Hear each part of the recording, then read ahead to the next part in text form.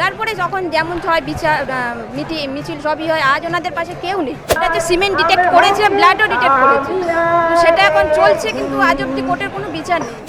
তাকে ধরে মানে ধর্ষণ করে মেরে খড়িবনে ফেলে দেয়। 4 দিন পরে খড়িবনের ভিতর থেকে তার দেহ আমরা মৃত অবস্থায় পাই।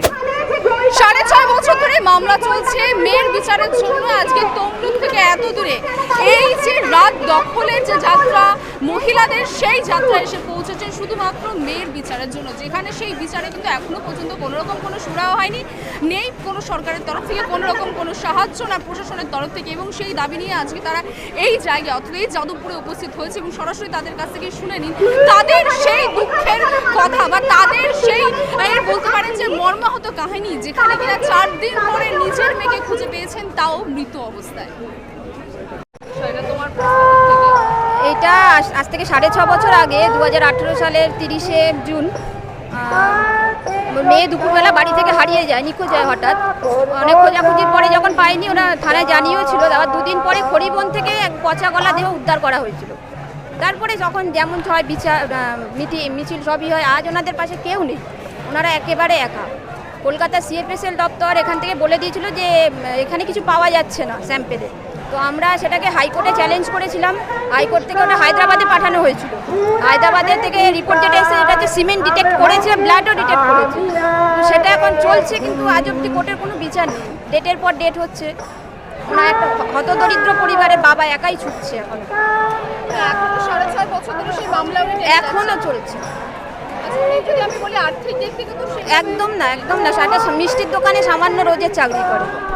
সরকারি দিক থেকে সরকার কোনো কেউ না। আজকে কেউ পাশেও নেই ওনাদের, ওনারা একদম একা। আপনি কিভাবে এই বিষয়?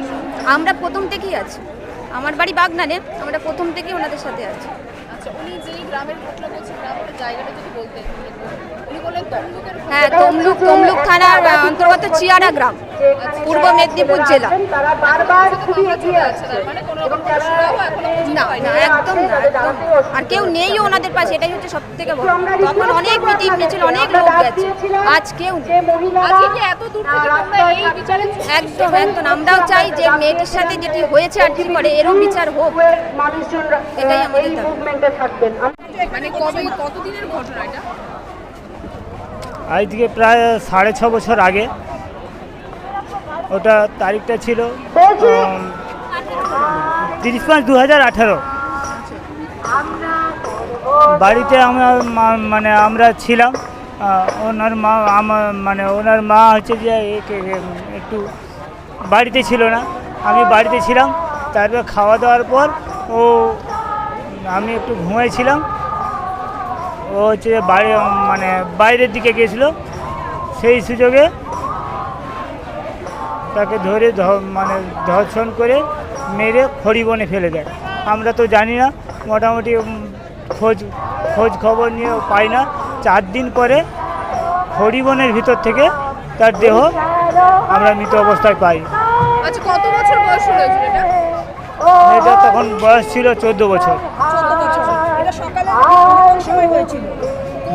দুপুরের সময় হয়েছিল। একদম ভর দুপুরে এই ঘটনা ঘটেছিল। 4 দিন পরে আপনারা জানতে? 4 দিন পরে পেয়েছি। যে অভিযুক্ত তার কি হয়েছে? সে এখনো পর্যন্ত জেলেই আছে, এখনো বিচার চলছে, এখনো পাইনি। আচ্ছা, আপনারা কোন জায়গার ঘটনা?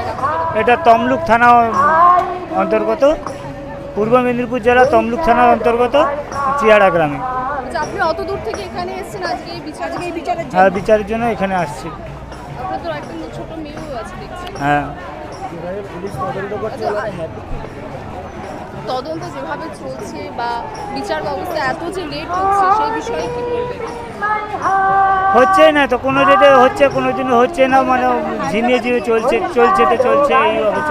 আপনাদের সঙ্গে সরাসরি পুলিশের সেই বিষয়ে কথা হয়েছে? তারা কি আপনাদের জানায় ক্রমে কি ঘটনা হচ্ছে, পরবর্তী কি হবে? সে প্রথম হয়েছিল, এখন তো আর কিছু হয় না। আচ্ছা, এখনো 6.5 বছর ধরে সেই মামলা চালিয়ে যাচ্ছে? এখনো চলছে। আমাদের কর্মসূচি এখনো শেষ হয়নি। আপনাদের কাছে অনুরোধ, আপনারা দয়া করে হিউম্যান ব্যারিকেডটা ভাঙবেন না। আপনারা যদি হিউম্যান টার্গেটটা ভাঙেন